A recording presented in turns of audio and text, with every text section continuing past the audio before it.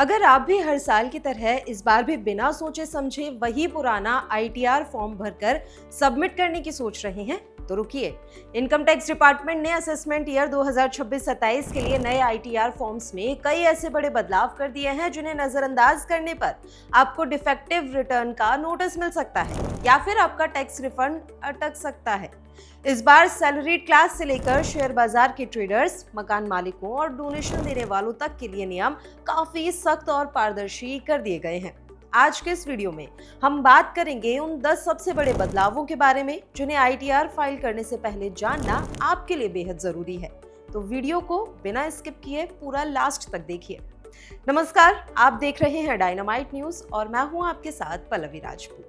पहले अगर आपके पास एक से ज्यादा मकान होते थे तो आपको पेचीदा ITR 2 या ITR 3 फॉर्म में शिफ्ट होना पड़ता था, लेकिन इस बार ITR 1 फाइल करने वाले टैक्स पेयर्स अपनी 2 हाउस प्रॉपर्टीज से होने वाली इनकम को आसानी से ITR 1 में ही रिपोर्ट कर सकते हैं। अगर आपको अपने दूसरे मकान या प्रॉपर्टी से रेंटल इनकम मिलती है तो नए नियमों के मुताबिक अब आपको किराएदार का पैन या आधार नंबर दर्ज कराना अनिवार्य कर दिया गया है। इससे फर्जी रेंटल एग्रीमेंट बनाकर टैक्स बचाने वालों पर शिकंजा कसेगा। अक्सर लोग राजनीतिक दलों या चैरिटेबल ट्रस्ट को दान दिखाकर फर्जी टैक्स छूट का दावा कर लेते थे, लेकिन अब सेक्शन 80G और 80GGC के तहत छूट का दावा करते समय आपको दान का ट्रांजैक्शन रेफरेंस नंबर और बैंक IFSC कोड देना होगा, यानी फर्जी रसीदें लगाकर टैक्स डिडक्शन लेना अब नामुमकिन हो गया।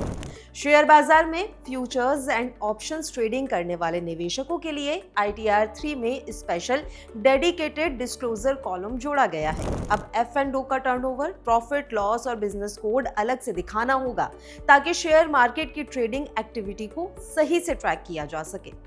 कई बार ऐसा होता है कि CA या एजेंट का नंबर ITR में दर्ज होने के कारण टैक्स पेयर तक डिपार्टमेंट का नोटिस या मैसेज नहीं पहुंच पाता। इस बार फॉर्म्स में सेकेंडरी मोबाइल नंबर और सेकेंडरी ईमेल ID दर्ज करने का नया विकल्प दिया गया है ताकि कम्युनिकेशन कभी मिस ना हो। अगर आपने शेयर या म्यूचुअल फंड बेचे हैं तो कैपिटल गेन का ब्यौरा अब पहले से कहीं अधिक विस्तृत देना होगा। इसके अलावा कंपनियों के शेयर बायबैक से हुए नुकसान को रिपोर्ट करने के लिए ITR 2 में अलग से जगह बनाई गई है।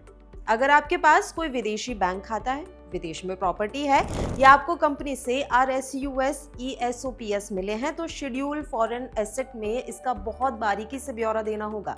इसे छिपाने पर भारी जुर्माना लग सकता है।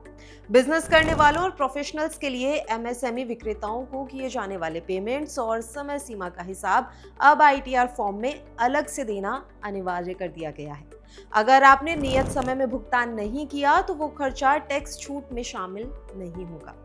हाई नेटवर्थ इंडिविजुअल्स के लिए राहत और स्पष्टता लाते हुए शेड्यूल AL की थ्रेशोल्ड लिमिट में बदलाव किए गए हैं, जिससे 1 करोड़ से अधिक आय वाले टैक्स पेयर्स को अपनी संपत्ति और देनदारियों की सटीक जानकारी देनी होगी। अब आपके बैंक ब्याज, डिविडेंड, म्यूचुअल फंड रिडेम्पशन और ब्रोकर ट्रांजैक्शन का डेटा खुद ब खुद आपके ITR फॉर्म में प्रीफिल होकर आएगा, लेकिन ध्यान रहे इस डेटा को बिना जांचे स्वीकार ना करें। अपने 26AS, AIS और बैंक स्टेटमेंट से मिलान करने के बाद ही फाइनल सबमिशन करें।